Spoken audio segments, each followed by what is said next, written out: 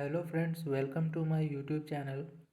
Friends, आज हम लोग देखने वाले हैं आईआईटी जैम 2020 का क्वेश्चन रियल एनालिसिस का। तो फर्स्ट क्वेश्चन आपके स्क्रीन के सामने ये दिख रहा है। तो सबसे पहले आप वीडियो को पॉज करके खुद से ट्राई कीजिए इस क्वेश्चन को सॉल्व करने का। नहीं भी हो रहा है फिर भी आप ट्राई कीजिए, जिससे आपको पता चलेगा कि आप क्या अप्रोच यूज़ कर रहे हैं और इस वीडियो में किस तरीके से बताया गया है। तो आई होप आपने ट्राई किया हो। चलिए स्टार्ट करते हैं। सबसे पहले क्वेश्चन में दिया हुआ है एन एक सीक्वेंस है। N equal to 1 + -1 to the power n by n belongs natural number, then the sequence n is.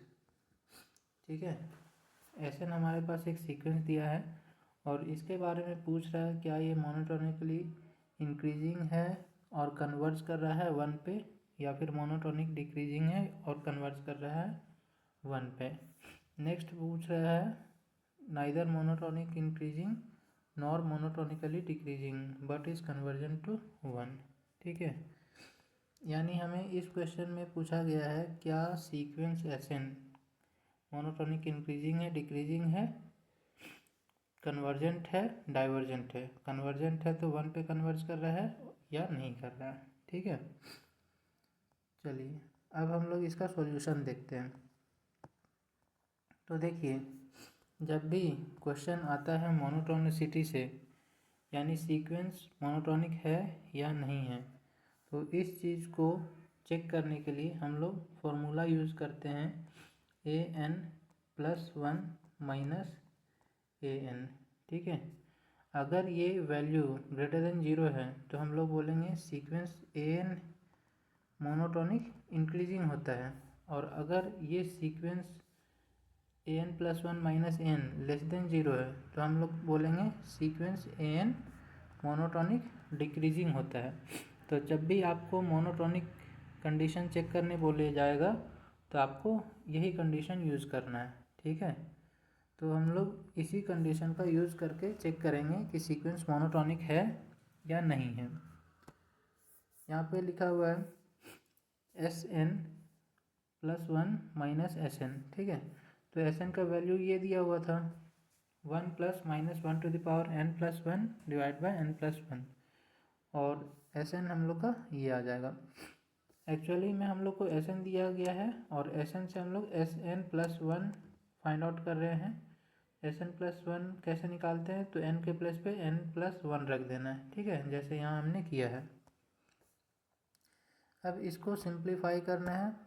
Simplify करने के लिए सिंपली क्या कर रहे हैं, -1 टू द पावर n, देखिए दोनों प्लेस पे था, यहाँ पे भी है, यहाँ पे भी -1 टू द पावर n है और यहाँ पे भी -1 टू द पावर n है, तो इसको हमने कॉमन ले लिया -1 टू द पावर n को। नेक्स्ट अंदर क्या बच जाएगा, फिर यहाँ पे आ गया -1 टू द पावर n, क्योंकि यहाँ पे -1 टू द पावर n+1 था तो हमने n निकाल लिया है कॉमन, तो -1 बच गया और यहाँ पे -1/n। ठीक है, अब इसके बाद हम क्या कर रहे हैं, फिर से यहाँ पे -1 है और ये भी माइनस है, इन दोनों माइनस को हमने फिर से कॉमन ले लिया, तो यहाँ पे n+1 हो जाएगा। और अंदर में हमने एलसीएम ले लिया, ब्रैकेट के अंदर वाले जो भी टर्म है उनको एलसीएम ले लेना है। एलसीएम लेने के बाद आप देख सकते हैं, एलसीएम लेने के बाद हमारे पास जो आया है ये है n+n+1 डिवाइडेड बाय n+1। तो n हमारा क्या है, n तो हम लोग का नेचुरल नंबर से बिलोंग कर रहा है, तो n अगर नेचुरल नंबर से बिलोंग कर रहा है तो ये जो भी क्वांटिटी है तो ये क्या आ जाएगा, ये पॉजिटिव आ जाएगा, कहीं भी इसमें नेगेटिव नहीं है। n पॉजिटिव नंबर और 1 कांस्टेंट है, तो ये पूरा का पूरा ब्रैकेट वाला क्या आ गया, पॉजिटिव क्वांटिटी आ गया। और ब्रैकेट के पहले क्या है, -1 टू द पावर n+1। अब ये टोटल क्वांटिटी ग्रेटर देन 0 होगा या लेस देन 0 होगा, तो ये कैसे पता चलेगा, तो ये डिपेंड करेगा कि इसका n क्या है, ये पावर पे डिपेंड करेगा। अगर इसका पावर n ऑड नंबर है, ठीक है, n अगर ऑड है तो इसमें अगर 1 ऐड कर देंगे तो ये टोटल इवन बन जाएगा, ठीक है, इवन बन जाएगा। तो ये -1 का पावर इवन इक्वल टू 1 आता है। तो इसी चीज़ का यूज़ किया हमने। तो यहाँ पे हम लिख सकते हैं कि अगर n ऑड है तो ये ग्रेटर देन 0 होगा, और सिमिलरली n अगर इवन है तो ये लेस देन 0 होगा, ठीक है।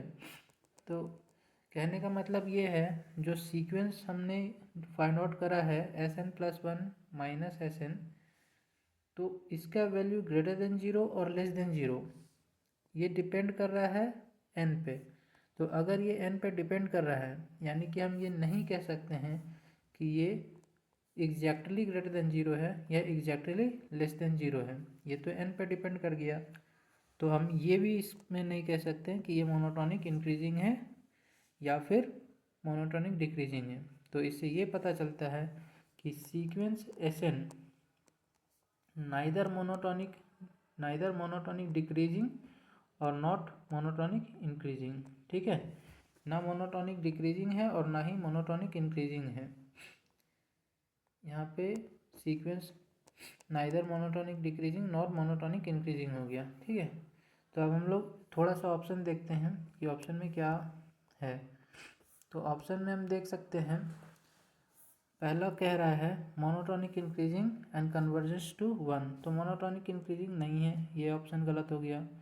दूसरा में कह रहा है monotonic decreasing and converge to 1, तो मोनोटोनिक डिक्रीजिंग भी नहीं है, ये भी कैंसिल हो गया।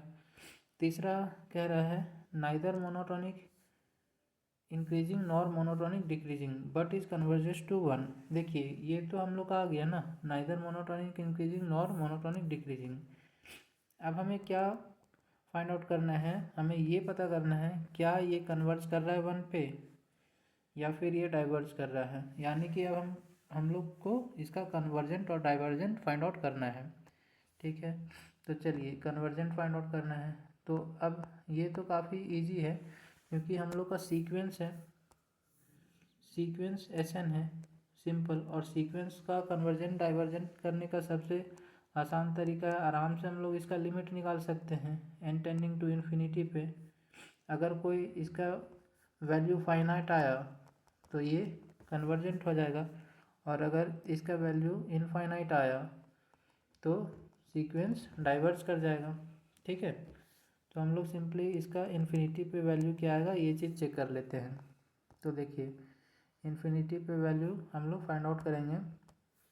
तो यहाँ हम देख सकते हैं limit n tending to infinity Sn equal to limit n tending to infinity 1 plus under bracket -1 to the power n by n।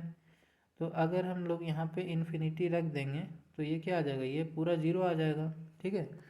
हमें पता है कि 1 बाई इन्फिनिटी इक्वल टू 0 होता है, तो इसी का यूज़ करेंगे। तो 1 बाई इन्फिनिटी 0 आ गया, एक सेकेंड, हाँ। तो यहाँ पे 1 बाई इन्फिनिटी 0 आएगा। अब देखिए आप यहाँ पे ये मत कंफ्यूज होइएगा, यहाँ पे जो लिखा हुआ है ना -1 टू द पावर n, तो -1 टू द पावर n में आप कह सकते हैं कि -1 टू द पावर इन्फिनिटी ले लेते हैं, तो क्या होगा। तो आप देखिए अगर -1 टू द पावर इन्फिनिटी आप लीजिएगा तब भी हमें पता है या तो -1 देगा या तो 1 देगा, दोनों में से एक ही देगा। तो ये तो फाइनाइट क्वांटिटी ही देगा ना, तो ऊपर वाला अगर फाइनाइट है और नीचे वाला इनफाइनाइट है तो ऑल ओवर रिजल्ट 0 देता है। इसी चीज़ का हम लोग यूज़ करेंगे। तो यहाँ पे ये वाला 0 हो गया, केवल यहाँ पे 1 बच गया, यानी कि ये जो लिमिट है Sn ये कहाँ कन्वर्ज कर गया 1 पे, ठीक। तो ये 1 पे कन्वर्ज कर गया। तो जो ऑप्शन नंबर सी था वो ट्रू हो जाएगा, क्योंकि यहाँ पे यही चीज़ बोला गया है कि neither monotonic increasing nor decreasing but is converges to 1। तो हाँ ये ट्रू है, तो डी गलत हो जाएगा। यहाँ पे ए बी सी गलत हो गया और डी सही, सॉरी डी भी गलत हो गया, सी सही हो गया, ठीक है। तो आप इस तरीके से इसे सॉल्व कर सकते हैं। देखिए अब इसका सेकंड मेथड भी मैं आपको बता दे रहा हूँ। मान लीजिए आपको कुछ भी नहीं आ रहा है करने के लिए, इतना मेथड आपको नहीं आ रहा है, तो आप डायरेक्ट बनाइए। डायरेक्ट कैसे बनेगा, डायरेक्ट आपको सब्स्टिट्यूट करना पड़ेगा पॉइंट्स, n का वैल्यूज़ को सब्स्टिट्यूट करना पड़ेगा। जैसे कि हम लोग यहाँ पर ये लिख सकते हैं, Sn जो है हम लोग का गिवन, यहाँ पे जो Sn गिवन है इसमें n अगर इवन होगा तो क्या आ जाएगा, n इवन है तो 1 प्लस 1/n होगा, और n अगर ऑड है तो ये क्या हो जाएगा,